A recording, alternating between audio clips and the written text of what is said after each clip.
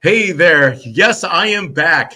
Thank you for bearing with me. I know that it'll take a few minutes to kind of have people uh, realize that this is not Memorex. This is not a tape show today. This is live with DPB at the DPB show. I so appreciate you when you guys join me. Hey, just a lot of good things are happening. As I've said at the beginning of the year, more in 2024, more in 2024. And it is happening. It's happening for the good and it's happening for the bad, which is kind of the flow of life. You know, you're either walking in the light or you're walking in the darkness. Um, and that'll always be the case. If you're seeing the title of the show today, pipe bomb, question, exclamation. Yeah, the feds did it, I bet. Well, I really want to break that down today because I think that could be one of the biggest stories that are out there that just is, it shows the blatant disregard that this administration, this presidential administration has for we the people. You know, when we talk about lying and then lying about lying to lie about the lie, this is a perfect example of that. And I really want to hit hard on that. I also want to talk a little bit about why I was not here Tuesday. It's kind of an interesting story. I want to share with you kind of what's going on in my life because there is more in 2024. And it's a God thing, of course. As you know, if you've listened to me long enough, there isn't an experience that is had that isn't a God thing.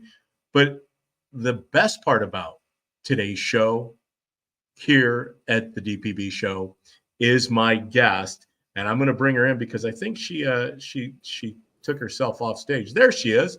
Look at who is joining us today. Hello. No other than that's Kat Peterson. Yes. Kat, you know what? This is, you know, sometimes when I get out of the flow, which I did by not having the show on Tuesday, and thank you for jumping on real quickly to let the audience know that you would be that I wouldn't be here, but you were willing to do that for me, and I know that they probably enjoyed seeing you. But I enjoy always seeing you, and I think it's going to be a great discussion today because this conversation needs to be had about the pipe bomb. But there's many other conversations that I hope that we can have today. But this pipe bomb thing, Kat, as I was telling you earlier today, when the FBI came to my house somewhere around January 20th, give or take a few days, back in 2021, so shortly after the insurrection of January 6th, they were very purposeful about what they wanted to find out that day. They had a picture of the pipe bomber, J6 pipe bomber, and they pushed that out in front of me and wanted to know if I had any information about that. Well, as many of these things go, I'm starting to believe that that's a ruse. They were looking for something that possibly never happened. And why did they want that to happen? What were they covering up? You know, we talk about Kamala Harris tweeting out the day after January 6th, stating that she was secure in the DNC headquarters. And she never mentioned the fact that there was an attempted assassination on her life. She was vice president-elect, and yet she wanted to tweet about the craziness of those insurrectionists, those white supremacists, those mega Republicans, but never mentioned anything about the pipe bomb. I find that fascinating. Wouldn't you think, Kat, that the vice president-elect was made aware at the DNC headquarters that there was a bomb threat? Oh, I'm pretty sure that she was made aware, and I'm pretty sure that everybody there, that all the law enforcement that was there that day, the FBI that was there that day, they even allowed the kids to cross the street and go towards the building where this supposed pipeline or pipe bomb was. Yeah, because there was one at the RNC headquarters too. It wasn't just the DNC headquarters. It was at the RNC. It was the RNC headquarters, supposedly the RNC headquarters. But yet, with all of the arrests that were made, all of the geofencing, all of the digital analysis they had of the cell phone data, what do you call that kind of data? There's a special name for it. I'm not going to try to embarrass myself by showing what a boomer knows about all that stuff. See, can't make light of it. You're an insurrectionist. You're a boomer. I mean, Boomer. What good am I? I'm past my prime. Yeah.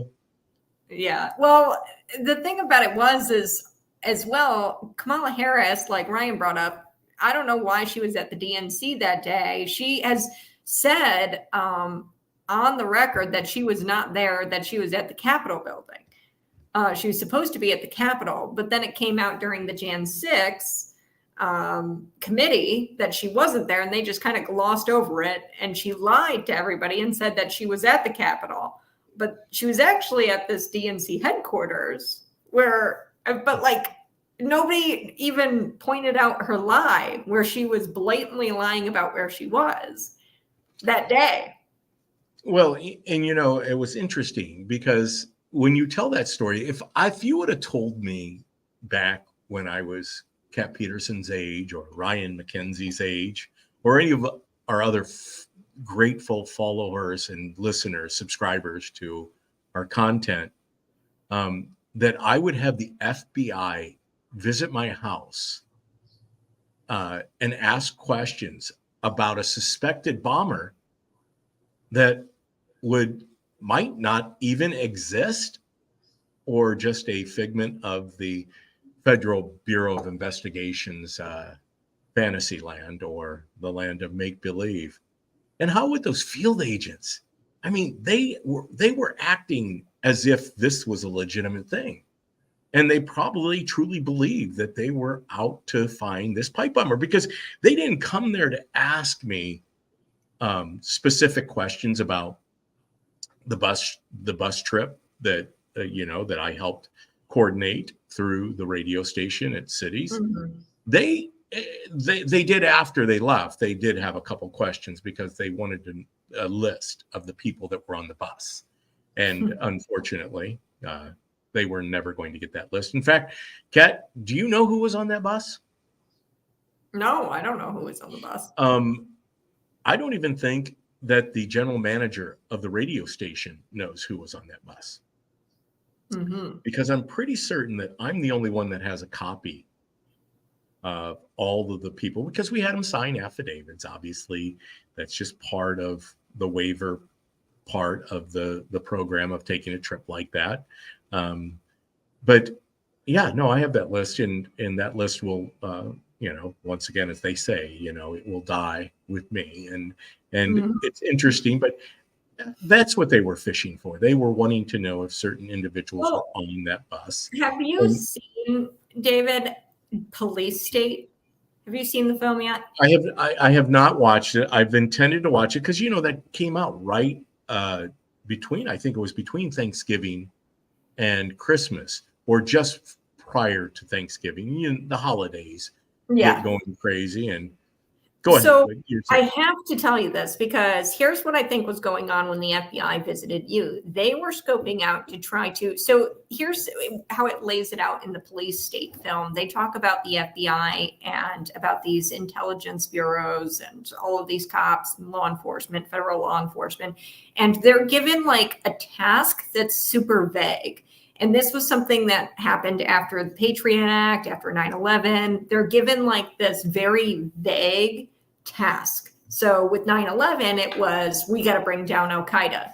And what they would do would be to try to set up, and this actually happened, where they set up this poor gentleman who, he was in the car and he was trying to dupe Al-Qaeda.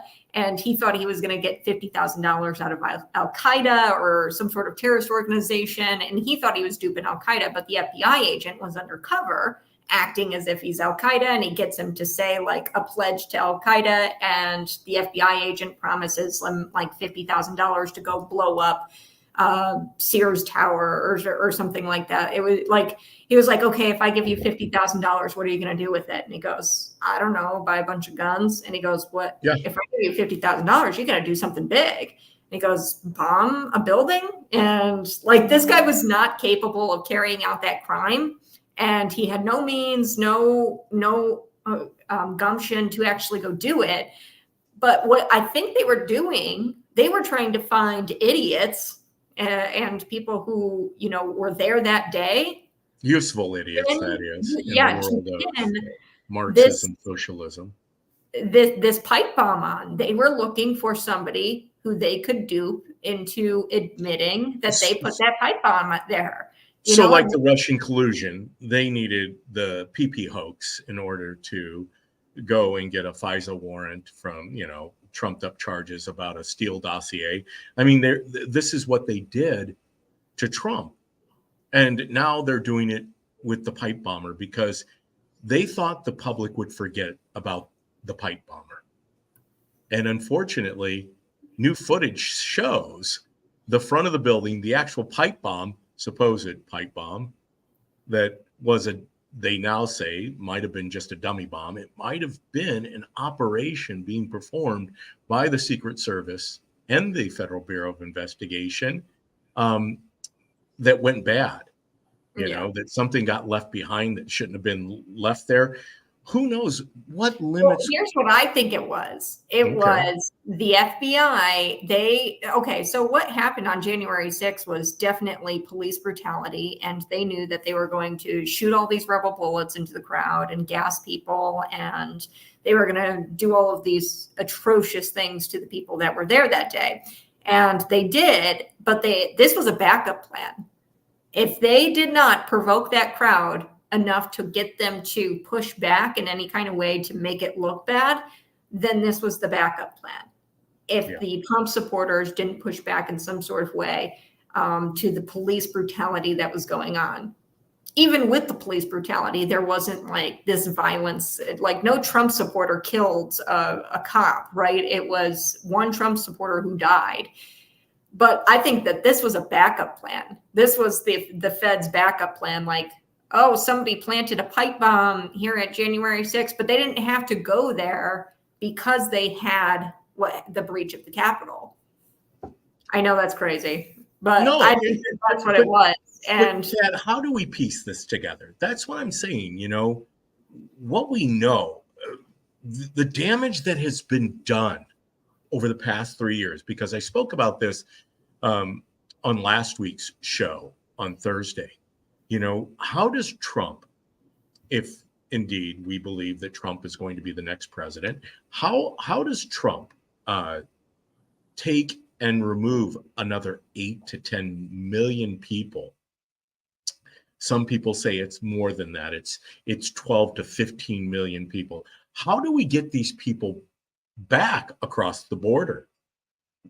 I know there's a big push, especially amongst the progressive, liberal, Marxist, socialist, dare I say communist, to replace voters in this country with, well, they'll also say, well, who's going to do the jobs that we need to do? That's another topic, and I want to bring that up because it's kind of the reason that yours truly wasn't here on Tuesday, because finding able-bodied people to perform some of the basic services in our country is becoming almost as unique as a unicorn on J.B. Pritzker's Fantasy Island. Or Tinky Winky. I don't know. I sometimes I just wonder. Or JB paying taxes. That JB and MJ, his wife, they dressed up with the Harry Potter theme last Halloween at the governor's mansion in Illinois in Springfield. Remember, he was Dumbledore and she was Harry Potter, and it just he should have really gone with what's the big guy's name, the giant. Oh gosh. Not Haggard. Oh yeah. You know who I'm talking about. I don't know because I'm not a big Harry Potter. I don't watch Harry Potter anymore. I watched it when I was 8. but that obviously that was the thing. But the reason I say that is because everything about the Biden administration, the Pritzker administration, the Democratic Party in general is a fantasy. It's the land of make believe. Whether it's the indictments against Trump, whether whatever is going on in the world. And I think the people are truly saying that. And when you see Republicans joining in on it, which is the Nikki Haley campaign, I think we're going to continue to see that walk itself out. But she is totally in lockstep. When you get as many independents, and I love it when people say they're independent.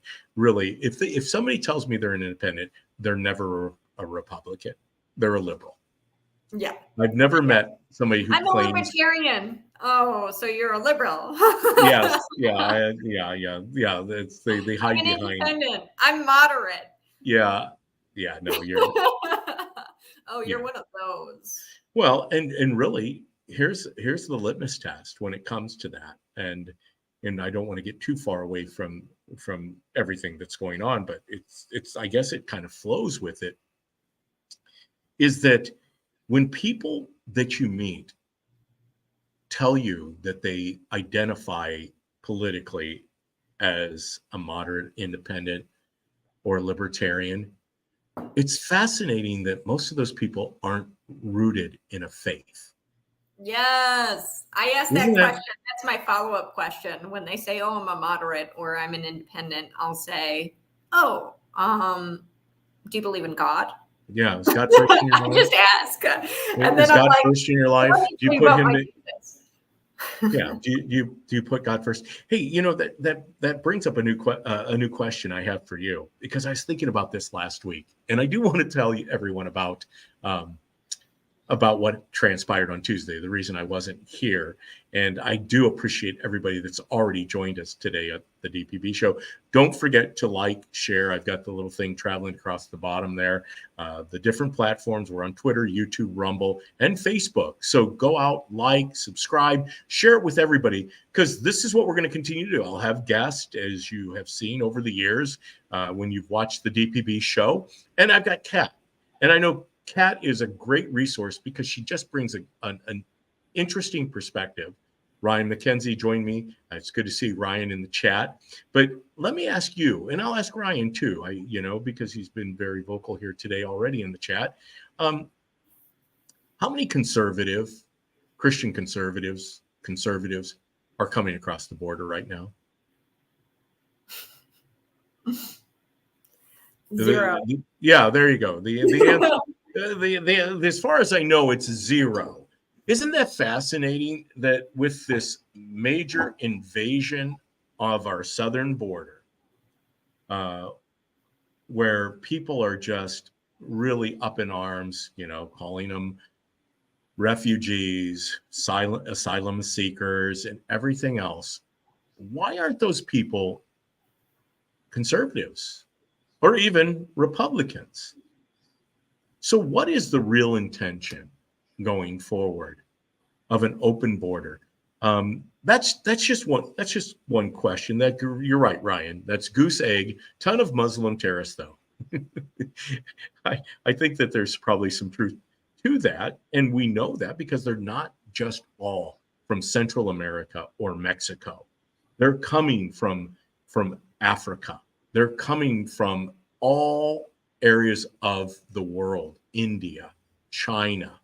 And it's amazing the age, for you break down the demographics and the human trafficking. Those people who are crying about and professing, exploiting scripture about how we're to treat the refugee, the immigrant. And yet they never talk about the crimes against humanity that are being done. See, I don't believe we have a border crisis. I think we have a human crisis. Mm-hmm. And it saddens me that people stand up and they talk about, quoting scripture on how we're to treat these people. We don't even know who these people are for the most part. And we don't know what the crimes are. And really, if you want to talk about caring for others, don't you care about the fact that some of these people are bringing children that aren't even their own, and they're selling them into sex trafficking? Well, Why we don't you have argue about one of this? those guys, David. I mean, he was caught on tape. He Yes. was an El Bijayan Islamic chairman. Like he's the guy in the Islamic Party. And then he looks at a journalist dead in the eyes and he says, "You don't know me because you're not smart enough to know me, but you're going to know me soon." I Yeah. mean, that's a threat. It's freaky. It's weird. And he's a terrorist who was in jail for 12 years, convicted, and he was an arms dealer. And then you've got President Joe Biden out there. And I just got to go off on a quick tangent because you said nobody brings up the human crisis that we have going on. Joe Biden tweeted Yeah. out, David Paul, about that guy in Joliet. So my mom was freaked out because they're kind of close to that area. Joliet, and there was a manhunt for this guy, and he killed 8 people. 8 people. But get this, David Paul. A year ago, he was in prison, and they let him out, and he was accused of killing a woman with a gun, shooting a woman in 2023. They I let him saw that. out. They They let gave him him out. bail. They gave And him bail. Yeah. I mean, then Joe Biden gets out there, and he's like, "Oh, we've got a big gun issue." He never mentions the shooter once. Never mentions the shooter. He blames the gun. We have a human crisis. This guy was already known to the police. He already killed somebody, and then he was let out of jail. They grabbed him, they got him, and then they let him out again. And then he shot more people. and Shamor, well, speaking of that, I was looking at this story that was released 5 hours ago. This was a shooting that took place in Dallas at a shopping center. Are you familiar with this one? No. I mean, they literally have a video of 4 young, it looks like men, because they have hoodies and masks on, surprise, surprise, with automatic, semi-automatic weapons, possibly automatic. The one looks like mostly semi-automatic weapons, firing them as they bail out of a red sedan. In fact, the story says one person was killed and another was injured during December 27th shooting. You've got to go see this. This is, I'm going to credit where credit's due. This is Fox News right now. It's up there. It's a story. Security footage, which was released by Dallas police on Wednesday, shows 4 hooded and masked suspects running through the parking lot and unloading their weapons into an unsuspecting crowd. I mean, it's shocking to see 4 gunmen. They look like terrorists, right? This looks like something that actually takes place in a land not of our own, but it's happening right here. I mean, it's daylight. This isn't dark. This isn't in the cover of dark. This is in broad daylight. Daylight. They Wow. bail out. All of them have automatic weapons. Here's the sad part about it, Kat, is if you scroll through the bottom of the article, it says, somebody knows something. Sharp told NBC 5 Dallas. Basically, they don't have a suspect. They don't have a suspect. They have a video. This is kind of like the pipe bomber. This is kind of like your guy up in Joliet. Yeah. You know, when you allow criminals to basically just have their way, they will. Yeah, and when you look at Joe Biden and you look at J.B. Pritzker, they truly want these thugs. And why do they want these thugs? I have a theory on that.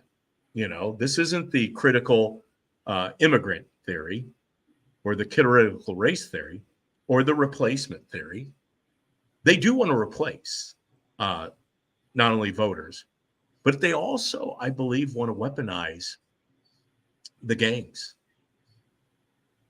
and utilize them. And as you said, negotiate with them to basically have the police state their own hired thugs. We've already seen it. You remember the autonomous zones, Chaz, and I think there was another one. We've already seen the government. I think that was in Seattle, where the Seattle mayor was like, just give them whatever they need. And they built their own little hub and she let them do that. And it's like they were terrorizing people in that community in Chaz. And eventually it got broken up. But I mean, that's why I say people should get out of major cities, because these things are I bet there's like these like sleeper cells of these people. And then just one day when you're in the city, they've got a gun, they turn it on you, and then you are no longer a citizen of that community, but rather a subject of that community ruled by criminals with huge guns. Like I said, I should post this. I was working, Kat, on being able to pull video up by doing the old present and share the screen, and I could do that, but I'm gonna encourage you. I'll put it up on in the chat, the link. But it is, it is. I've never seen anything this blatant. 4 gunmen, 2 days after Christmas. I was talking with a guy. He was a criminologist, and he said that what we're seeing is like we've never seen before. And he was 37 years on the job, law enforcement. Curry Myers is the criminologist. And we were talking about swatting. And he said that's been on the rise. Swatting specifically is a crime where you call and you make a fraudulent call, and then the cops come and possibly somebody's killed, law enforcement or a victim of a house or something like that. Marjorie Taylor Greene has been swatted umpteenth times, but he said that there is a psychopathy pattern with people who do these kinds of crimes, not only just swatting, but also mass shootings, things like that type of crime. And the types of crime are getting more wild. So you remember Jeffrey Dahmer and in the 80s and things like that. That's John Wayne Gacy, Jeffrey Dahmer. Yeah. People who the serial killer age. We're kind of in a chaos. So you have these mass retail thefts going on, and you have people just jumping out of a car, 5 of them, and they shoot up a store. It's like a coordinated crimes with other people.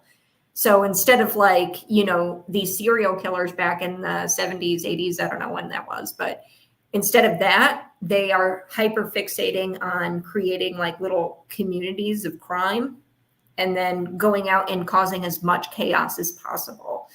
And that's 10 times dangerous because you've got 5 people with guns instead of a 1 Jeffrey Dahmer preying on people. You have 5 people with the capability to hurt more people. I mean, you have more criminals, that means more people dead.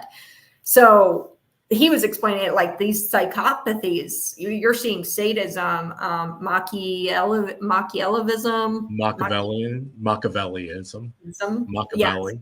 Yes. And he was just saying it's not an easy word to say. Machiavelli. It's when you're on social media, and because you build a community on social media. Mass formation psychosis, Kat. We've talked about it. Yeah. That's what it is.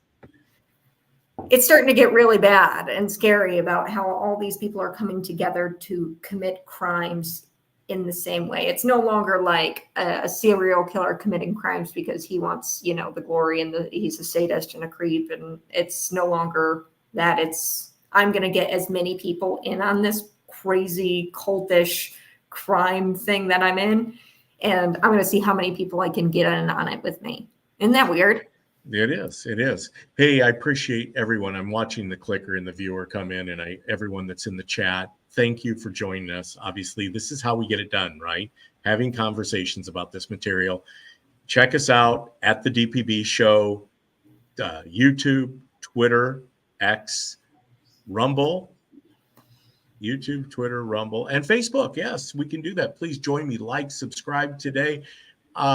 I so appreciate you guys joining me. We want to talk a little bit about Nikki Haley, but before we get to Nikki, I want to talk about the reason why I wasn't here Tuesday. I think it's important because you know me, I'm transparent. I'm not going to hide anything.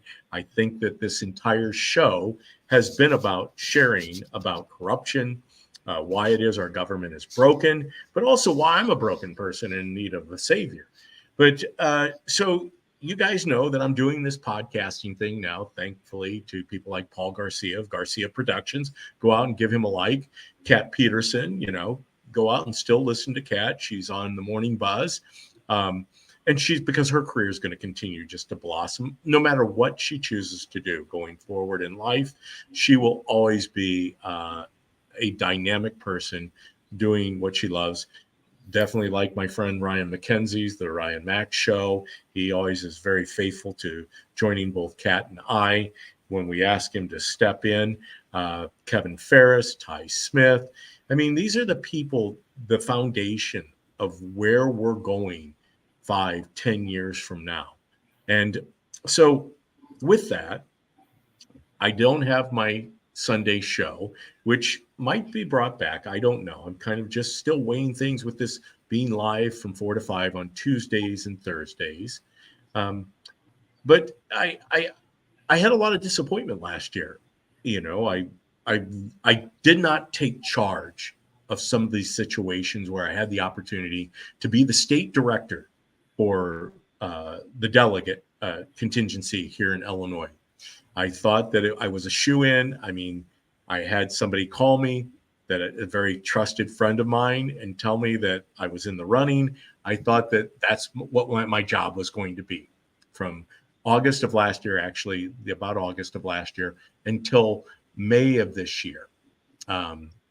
And unfortunately, that didn't materialize. Other things had happened.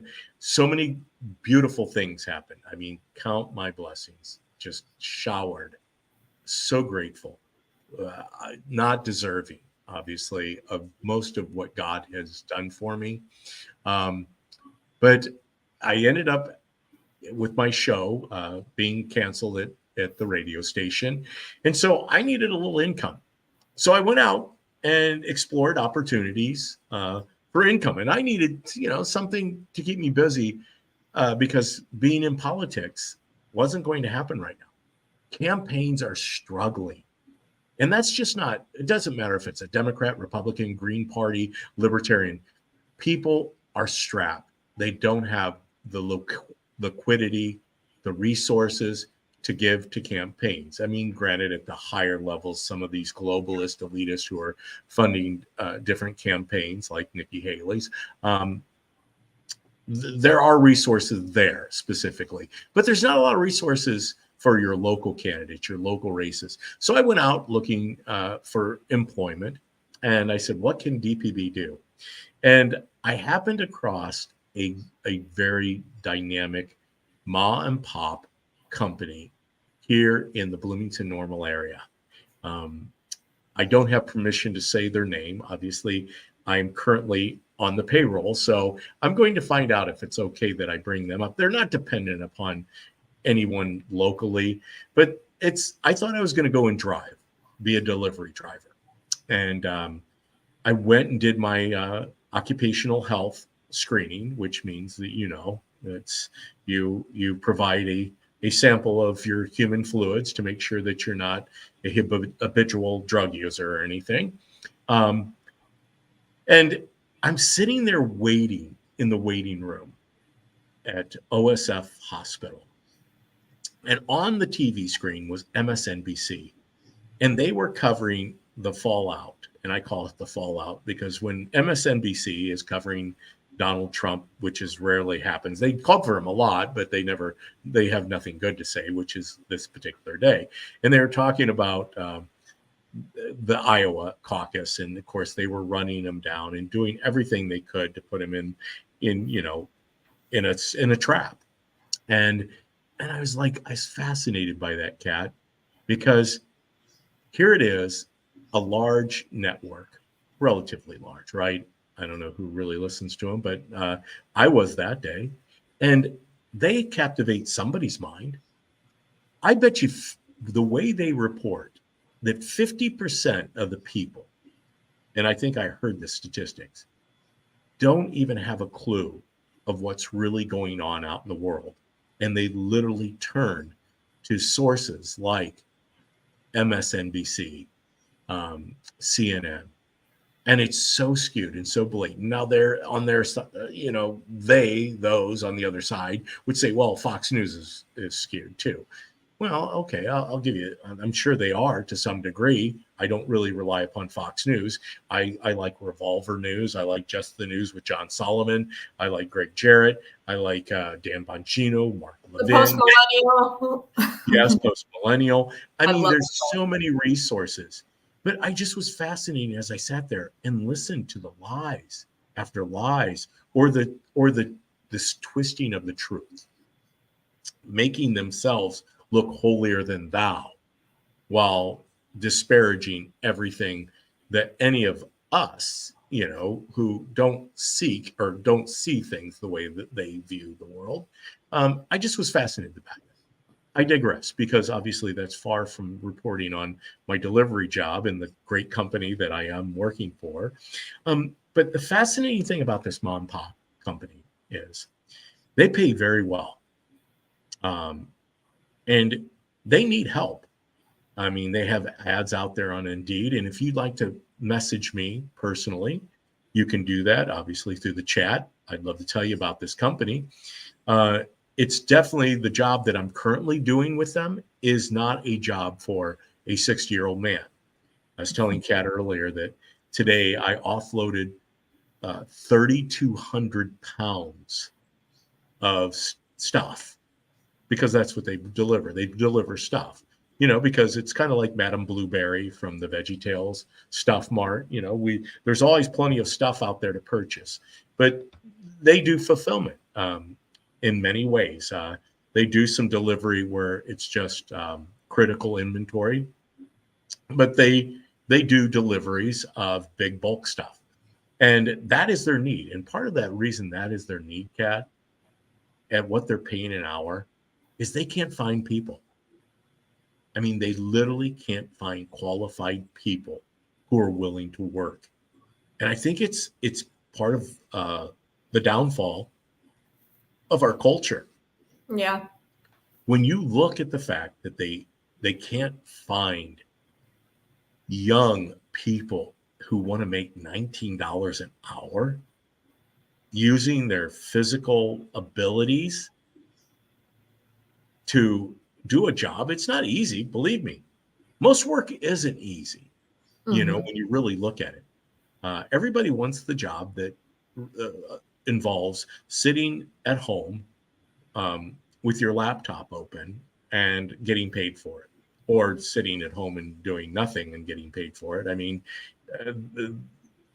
and I know that we were led to believe that is actually where our world's going, and it's not. So yours truly, and I had to be reminded, as I said, I hope that God is helping me with humility, that I'm no better than anyone else.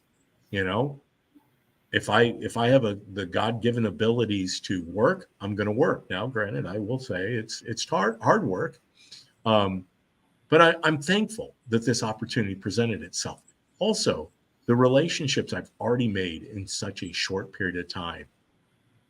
God is constantly prodding us and nudging us out of our comfort zones into places that we might not find too comfortable, right? And that's where I'm at right now, but I'm better for it. God led me to this business. I'm there. I'm getting my hands dirty. My muscles are aching a little bit. I thought I was going for a comfy driver's job of just tooling around the state of Illinois, to St. Louis, to Chicago, wherever they would send me. And what I found myself doing is doing work that I haven't really done in a long time consistently. I've always worked hard, I believe, something that was instilled within me by my father and my grandfather, is to work hard. I didn't realize I'd be doing that at 60 years of age. And I'm thankful. It's challenged me. I realize, where are all these people going that aren't filling these jobs? We know there's truck driver shortages, electrician shortages, you name it. How can we fulfill the demands of this economy if we don't have people who are willing to do it? And no, you can't fill those jobs with somebody that comes into the country and doesn't follow the law. If your first act of crossing into this country is breaking the law, that's never going to be a good thing. It's not going to be a good solution. So I wanted to let you guys know that's where I'm currently at. I also remember a story. Kat, do you know the story of the gentleman who founded Remax International, the real estate company? No, I actually don't know that story. I love Yeah, Remax. Go Remax. Remax. That's right. And you do a little. My good friend Jake, he works Yes, for Remax. Jake. Let me make sure I say his name right. Tesler. Did I say it Tesla. right? Yeah. Tesler. Mhm. Jake is a Remax agent. I was a former Remax agent, which is how I got to hear about the story. You helped produce a show on the radio station from a local realtor / broker owner of a company, Remax Rising. He does a show that you help produce. But Dave Lineker is the gentleman's name. Now, this is like 30, 40 years ago, at least. It could be longer. Dave Lineker, who started Remax International, to launch his franchise of Remax, you know what he did in his moonlight job? What's that? He would go out, he would fly from Denver to Las Vegas. So this is, like I said, 40 years ago. It could be long, give or take a couple of years. And he would actually do full contact fighting. Wowza. So this man, he went out and he would do full contact fighting. And he would take the prize money that he would win. Isn't that a way to? So you go out and you get your face beat in, and you take the winnings from the prize fight or the UFC fighting similar to that. I don't think it was UFC. It wasn't Dana White's company at that time. It was before Dana White, but they were doing what I used to call uncontrolled fighting because it seems like crazy. But that's how he parlayed to build one of the largest real estate companies in the world. Was on the weekends or even sometimes during the week, he would go out and enter the ring in order to accumulate the money and the resources and the revenue, the angel money, to launch his company. I just love stories like that. Hey, I know we're into the show pretty far, and Kat, thank you for being with me. But before I let you go, and before we obviously let our audience go, and once again, you can always join us here Tuesday and Jumping Thursday. ahead there, David. I'm jumping to Friday already. You can see my Trump logo that I'm wearing with my CNI shooting hat. That's where my wife and I are members of. CI shooting. We also like Darnell's. I'm not plugging anyone in particular here. Guns and Glory out in Leroy. Want to give my friend Matt a big shout out. It's got probably one of the widest selections. But you can always join us Tuesdays and Thursdays live from 4 to 5. But Kat, before obviously we are having to wrap this up, Nikki Haley, tell me what you're thinking. So I think Nikki Haley is a rat. No, I know you say she's going to drop out, which yes, I do think she's going to drop out. But I think that Fox News was shilling for her to be VP, and it was just so bizarre. Uncomfortable. Yeah, like how they were wanting her to be VP. And I bet the establishment and the globalists would want nothing more than for Nikki Haley to be VP, because then guess what? They killed Donald Trump. Then Nikki is their globalist candidate, and they're all happy because they're going to make a ton of money, the military industrial complex, and they're going to get into all kinds of wars in Israel and in Ukraine and Iran. So yeah, that's what I think is what they're trying to push for. But Donald Trump has already said that he's going to pick his VP, and he said that while Nikki was in the race. So I doubt that it's going to be Nikki. But I don't know. No, I'm going to tell you right now, Nikki Haley will have no part in the department or in anyone of the cabinet for Donald J. Trump. You bring up some very good points because I believe 100% of the people that vote for Nikki Haley are going to vote for Joe Biden. Yeah, are going to vote for Joe Biden. Yeah, well, there was a CNN clip. The CNN reporter goes up to a Nikki Haley voter and says, "Hey, who'd you vote for, Biden or Trump?" And he goes, "Trump," or Biden. He goes, "Biden. I'd vote for Biden." And he was a Nikki Haley supporter. So they did that to a ton of people, and they said, "Oh, I'd vote for Biden." They were all Democrats who voted for Nikki. Yeah. Now I will tell you who I believe is going to be in his cabinet. I don't know about VP. And I know you don't want to hear this, but I do believe he's the best person for the job. Don't you dare say it. Ron? I'm Don't say yes. Ron. Well, not for Don't say vice, Ron. not for vice president. Hold on now. Bear with me. I don't like Ron. I heard this from Bongino, and I have to agree with Bongino. I think that Ron DeSantis would be a great sixth in succession, the Secretary of Defense. There is no one with as much insight to the military that I believe could be a trusted candidate. I didn't jump off. I've always said Ron DeSantis is one of the best governors. I don't believe he's a globalist. I believe he and Trump have always had a pretty good relationship. I think it's just, Trump-esque that he calls him nicknames, because Trump has a nickname for everybody, especially if you're going to compete with him. That's just how he rolls, right? So I do believe that Ron DeSantis is going to be offered a position in his cabinet. Ben Carson, position in his cabinet. Tim Scott, cabinet member. Vivek Ramaswamy, cabinet member. I mean, he has assembled such great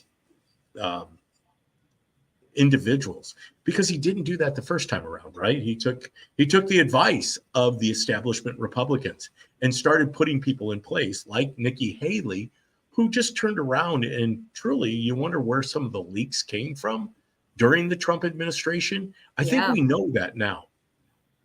Yeah. And so they put her I don't know who, I don't know, Elise Stefanovich. Did I say her name right? Stefanik. Yeah, Stefanik. Yeah, it's Stefanik. People are convinced that she's going to be VP, which I am, I guess, maybe. So I know it's not surprising everyone. So Nikki Haley, first and foremost, I have no confidence in her as a conservative Republican candidate. I don't know. I just have seen too much. She is part of the global elite. I agree with you. They would love nothing more than to slide her in to the cabinet again. I don't think it's going to happen. Right now, they're trying to figure out the next steps. I believe that Nikki Haley will bow out because I think it's going to become very obvious very quickly, especially after Nevada, then on to South Carolina.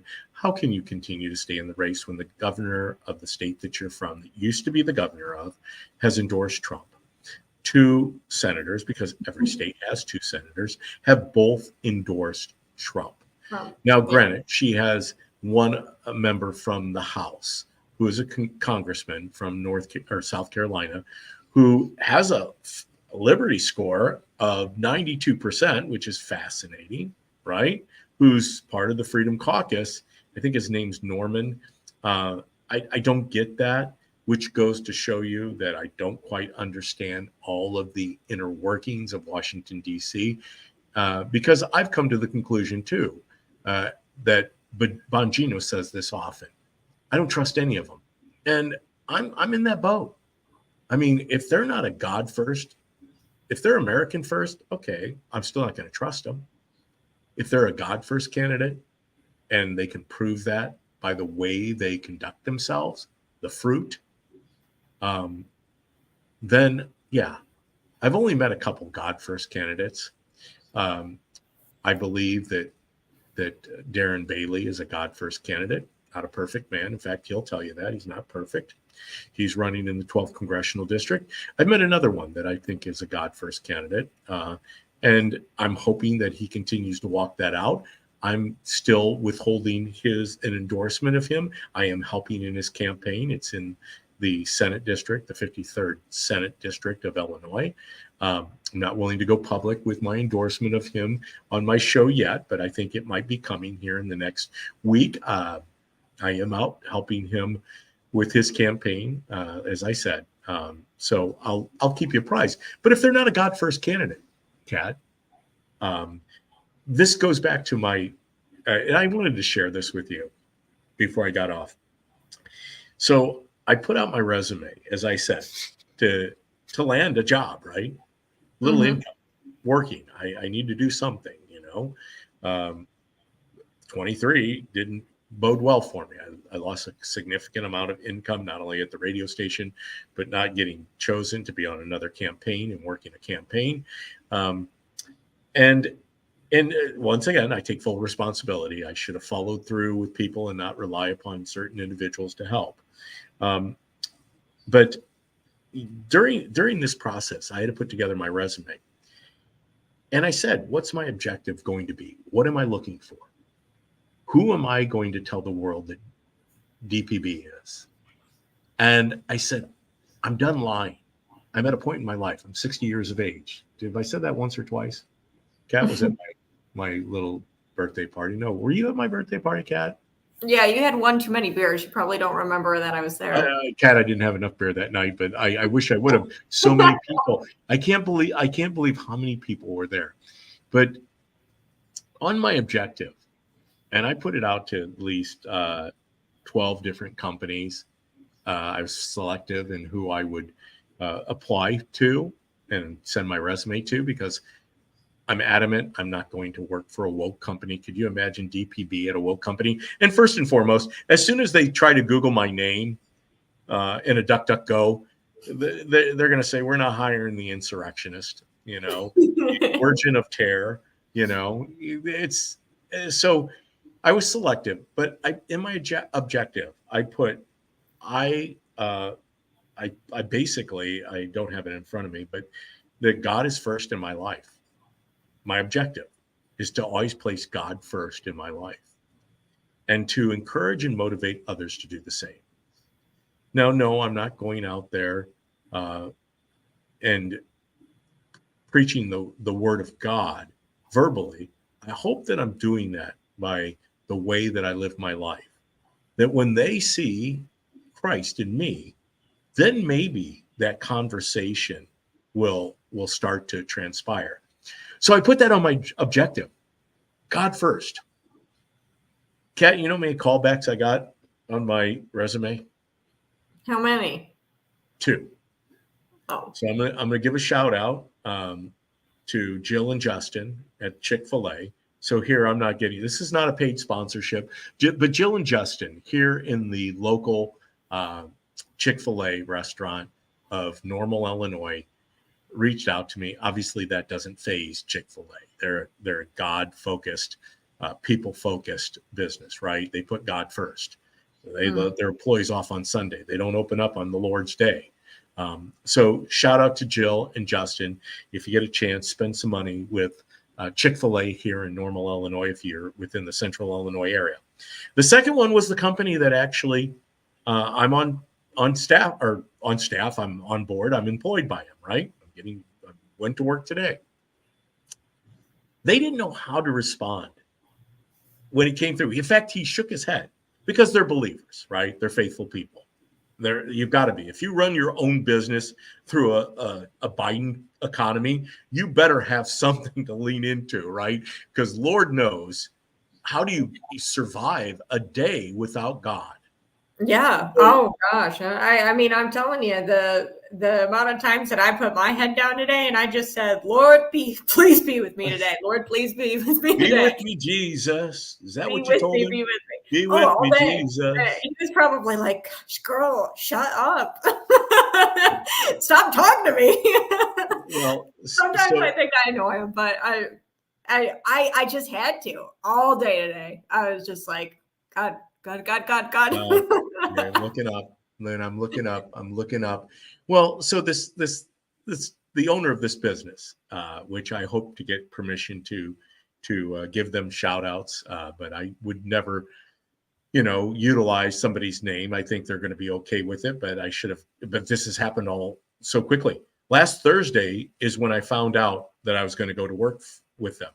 So Monday of this week here locally in central Illinois, we had a big winter advisory with tons of ice. It flowed into Tuesday a little bit, but I actually started on Tuesday of this week, which hence the reason I wasn't on Tuesday afternoon, because I ended up getting back to my location here in Bloomington, Illinois, a little late and wasn't able. I mean, I didn't get out of there until 5 o'clock, which is about where we're at right now. So I'm going to be respectful of your time.